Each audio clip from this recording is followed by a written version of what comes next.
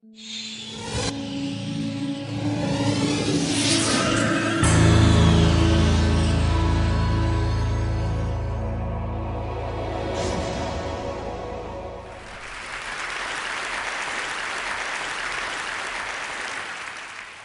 you know how many species of flowering plants there are? There are 250,000, at least. Those are the ones we know about. 250,000 species of flowering plants. And flowers are a real bugger. They're really difficult for plants to produce. They take an enormous amount of energy and a lot of resources. Why would they go to that bother? And the answer, of course, like so many things in the world, is sex. I know what's on your mind when you're looking at these pictures. And the reason that sexual reproduction is so important, there are lots of other things that plants can do to reproduce. You can take cuttings, they can sort of have sex with themselves, they can pollinate themselves. But they really need to spread their genes to mix with other genes so that they can adapt to environmental niches. Evolution works that way. Now, the way that plants transmit that information is through pollen. Some of you may have seen some of these pictures before. As I say, every home should have a scanning electron microscope. You'll be able to see these. And there are as many different kinds of pollen as there are flowering plants. And that's actually rather useful for forensics and so on. Most pollen that causes hay fever for us is from plants that use the wind to disseminate the pollen. And that's a very inefficient process, which is why it gets up our noses so much. Because you have to chuck out masses and masses of it, hoping that your sex cells, your male sex cells, which are held within the pollen, will somehow reach another flower just by chance, right? So all the grasses, which means all the cereal crops, and most of the trees have wind-borne pollen. But most species actually use insects to do their bidding. And that's more intelligent in a way, because the pollen, you don't need so much of it. The insects and other species can take the pollen, transfer it directly to where it's required. So we're aware, obviously, of the relationship between insects and plants. There's a symbiotic relationship there, whether it's flies or birds or bees, they're getting something in return, and that thing in return is generally nectar. Sometimes that symbiosis has led to wonderful adaptations. The hummingbird hawk moth is beautiful in its adaptation. The plant gets something, and the hawk moth spreads the pollen somewhere else. Plants have evolved to create little landing strips here and there for bees that might have lost their way. There are markings on many plants that look like other insects. These are the anthers of a lily, cleverly done, so that when the unsuspecting insect sort of lands on it, the anther flips up and whops it on the back with a great load of pollen that it then goes to another plant with. Is an orchid that it might look to you as if it's got jaws, and in a way it has. It forces the insect to crawl out, getting covered in pollen that it takes somewhere else. Orchids, there are 20,000 at least species of orchids, amazingly diverse, and they get up to all sorts of tricks to try and attract pollinators to do their bidding. This orchid, known as Darwin's orchid, because it's one that he studied and made a wonderful prediction when he saw it. You can see that there's a very long nectar tube that sort of descends down from the orchid. And basically what the insect has to do in the middle of the flower has to stick its little proboscis right into the middle of that and all the way down that nectar tube to get to the nectar. And Darwin said, looking at this flower, I guess something has co-evolved with this. And sure enough, there's the insect. And I mean, normally it kind of rolls it away, but in its erect form, that's what it looks like.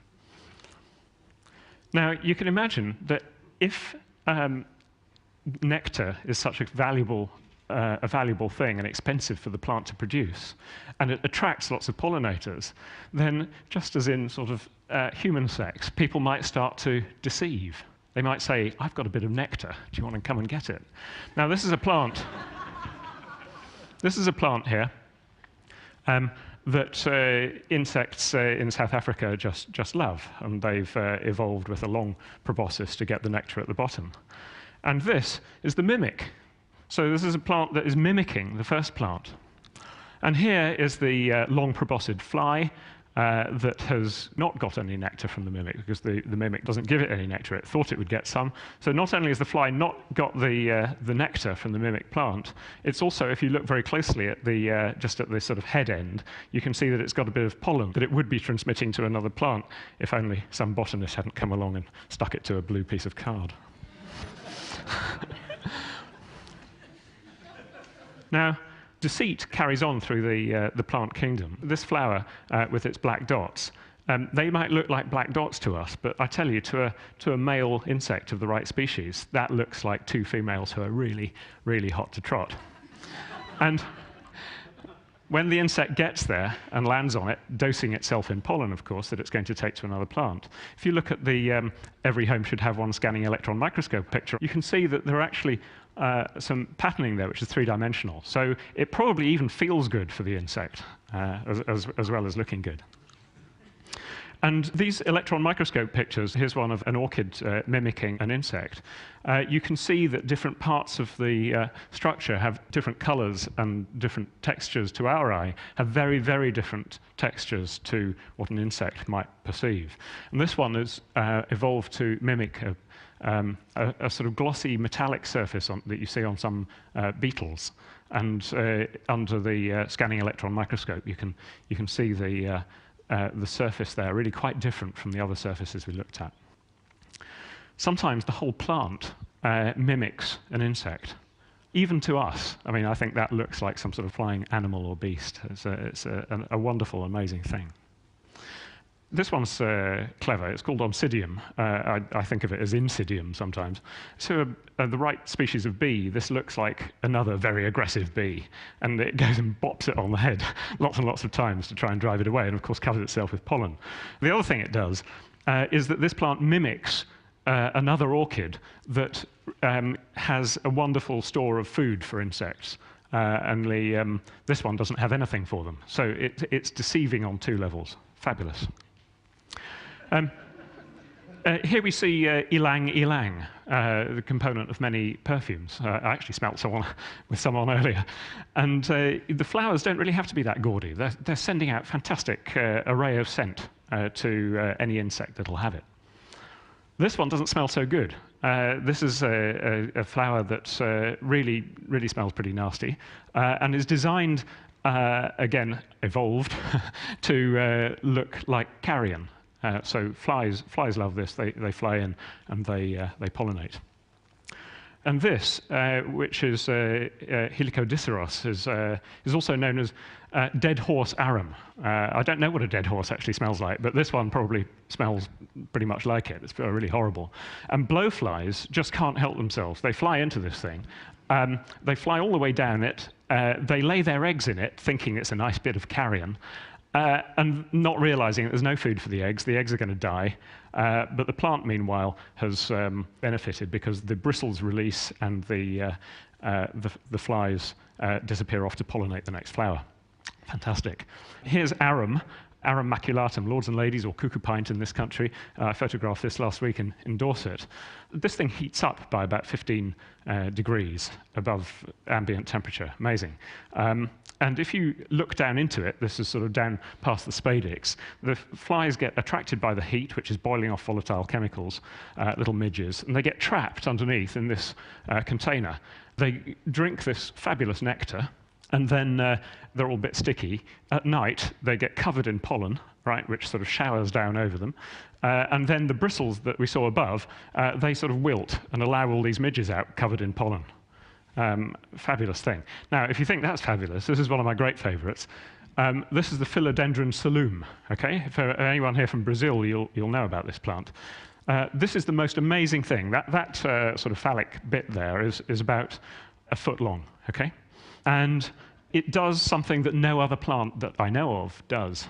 And that is that when it flowers, that's the spadix in the middle there, for a period of about 2 days, it metabolizes in a way which is rather similar to mammals. Right? So instead of having starch, which is the sort of food of plants, it takes something rather similar to brown fat and burns it at such a rate that is burning fat, metabolizing, about the rate of a small cat. Okay, that's huge. And that's twice the energy output, weight for weight, than a hummingbird. absolutely astonishing. This thing does something else which is unusual. Not only will it raise itself to 115 Fahrenheit, 43 or 44 degrees centigrade for 2 days, but it keeps constant temperature. There's a thermoregulation mechanism in there that keeps constant temperature. Now, why does it do this, I hear you ask? Now, wouldn't you know it, there's some beetles that just love to make love at that temperature. And they get inside and they get it all on. And the plant showers them with pollen, and off they go and pollinate. And what a wonderful thing it is. Now, most pollinators that we think about are insects, but actually in the tropics, many birds and butterflies pollinate, and many of the tropical flowers are red, and that's because butterflies and birds see similarly to us, we think, and can see the color red very well. All right? But if you look at the spectrum, birds and us, we see red, green, and blue and see that spectrum. Insects see green, blue, and ultraviolet, and they see various shades of ultraviolet. So there's something that goes on off the end there. And wouldn't it be great if we could somehow see what that is, I hear you ask? Well, yes, we can. So what is an insect seeing? Last week, I took these pictures of rock rose, Helianthemum, in Dorset. These are little yellow flowers, like we all see little yellow flowers all over the place. And this is what it looks like with visible light.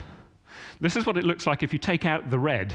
Most bees don't perceive red, okay?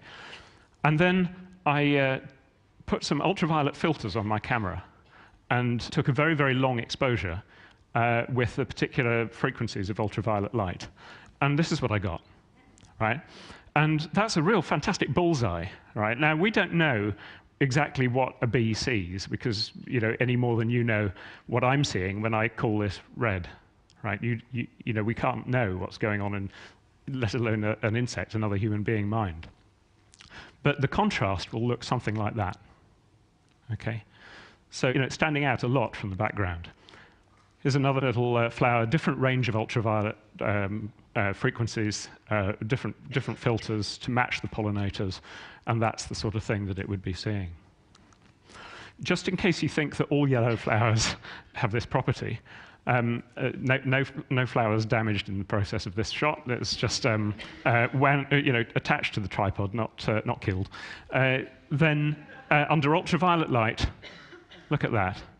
And that could be the basis of a sunscreen, because sunscreens work by absorbing ultraviolet light, so maybe the chemical in that would be useful. Finally, there's one of evening primrose that Bjorn Roslet from Norway sent me. Fantastic hidden pattern. And I love the idea of something hidden. I think there's something sort of poetic here, that these pictures taken with ultraviolet filter, the main use of that filter is for astronomers to take pictures of Venus, actually the clouds of Venus, right? That's the main use of that filter. Venus, of course, is the god of love and fertility, which is the flower story. And just as flowers spend a lot of effort in trying to get pollinators to do their bidding, they've also somehow managed to persuade us to plant great fields full of them and give them to each other at times of birth and death, and particularly at marriage, which, when you think of it, is the moment that it sort of encapsulates the sort of transfer of genetic material from one organism to another. Thank you very much.